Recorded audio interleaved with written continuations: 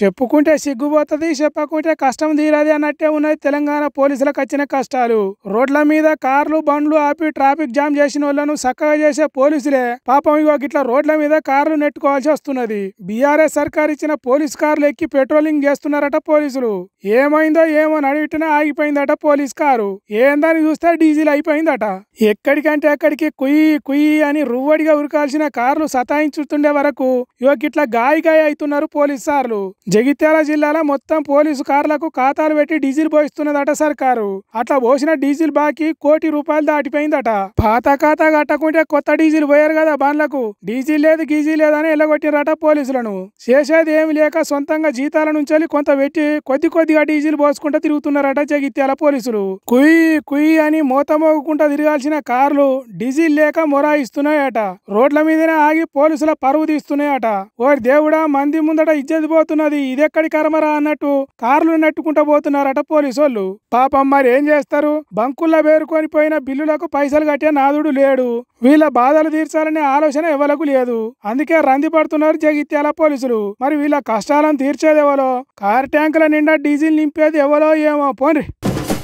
మంత్రులు ముఖ్యమంత్రులు పెద్ద మీటింగ్ పెట్టి మాట్లాడుతుంటే జనాల లొల్లి చిన్నగా ఉండదు పోన్రి. మాజీ సీఎం కేసీఆర్, మంత్రులు కేటీఆర్, హరీష్ రావులు, అట్టనే మల్లారెడ్డి అసొంటోళ్ళు మాట్లాడుతుంటే అబ్బాబాబాబా మామూలు కేకలు పెట్టారు పోర్రి. ఎట్లున్నారా అని అడిగితే చాలు కెవ్వు కేక అన్నట్టు సమాధానం ఇస్తారు. కానీ మంత్రి జూపాలి మాటలకు మాత్రం జనాలు ఎట్లా రియాక్ట్ అయినరో చూడుండ్రి.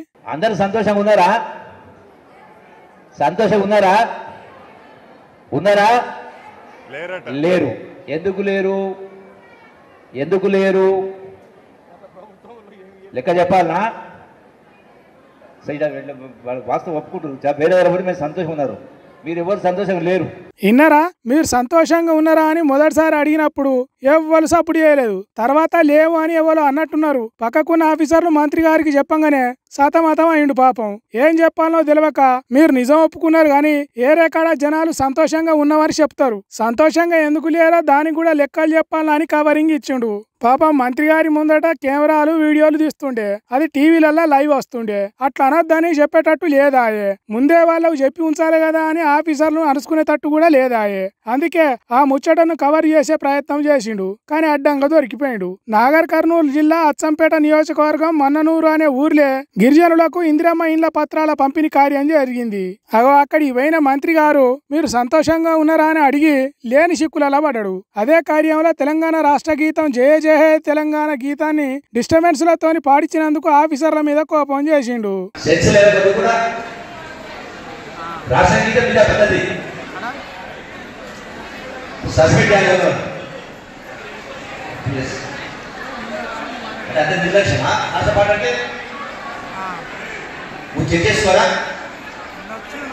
ముందు చెకింగ్ చేసుకోరా, పాట ఎట్లా రావాలో చూసుకోరా, ఇదెక్కడి పద్ధతి, సస్పెండ్ చేయాలని గట్టిగానే అరుచుకున్నాడు.